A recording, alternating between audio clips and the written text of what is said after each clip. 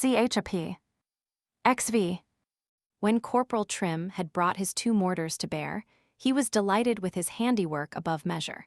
And knowing what a pleasure it would be to his master to see them, he was not able to resist the desire he had of carrying them directly into his parlor.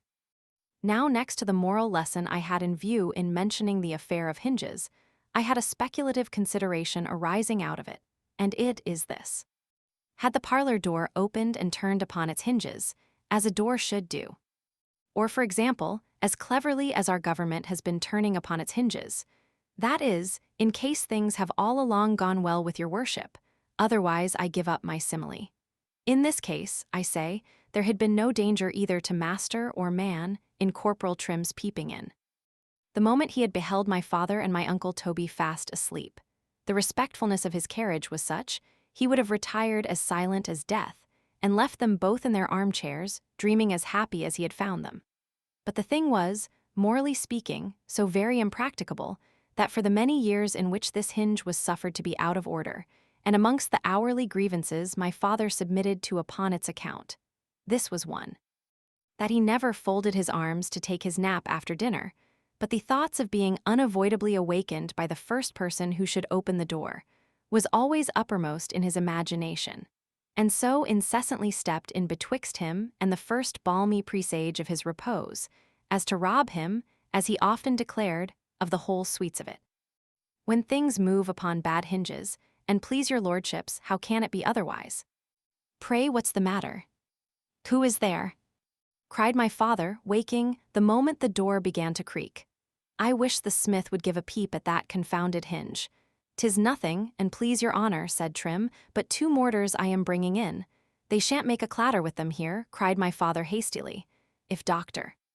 Slop has any drugs to pound, let him do it in the kitchen.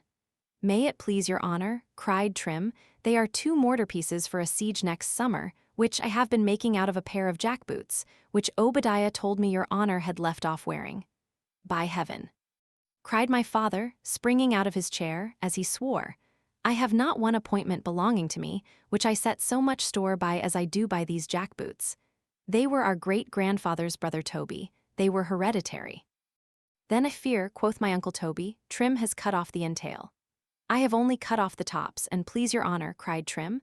I hate perpetuities as much as any man alive, cried my father, but these jackboots, continued he smiling, though very angry at the same time, have been in the family, brother, ever since the Civil Wars. Sir Roger Shandy wore them at the Battle of Marston Moor. I declare I would not have taken 10 pounds for them. I'll pay you the money, brother Shandy.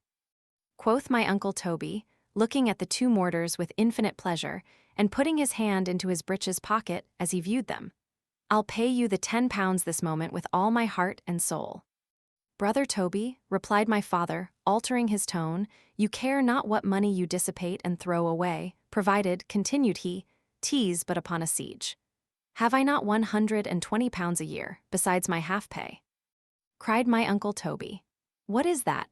Replied my father hastily, to 10 pounds for a pair of jackboots, 12 guineas for your pontoons, half as much for your Dutch drawbridge, to say nothing of the train of little brass artillery you bespoke last week, with 20 other preparations for the siege of Messina.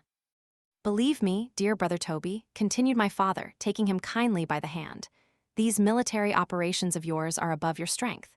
You mean well, brother, but they carry you into greater expenses than you were first aware of, and take my word, dear Toby, they will in the end quite ruin your fortune and make a beggar of you. What signifies it if they do, brother, replied my Uncle Toby, so long as we know 'tis for the good of the nation. My father could not help smiling for his soul. His anger at the worst was never more than a spark.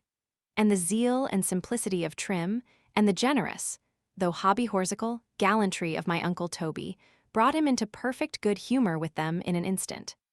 Generous souls, God prosper you both, and your mortar pieces too. Quoth my father to himself,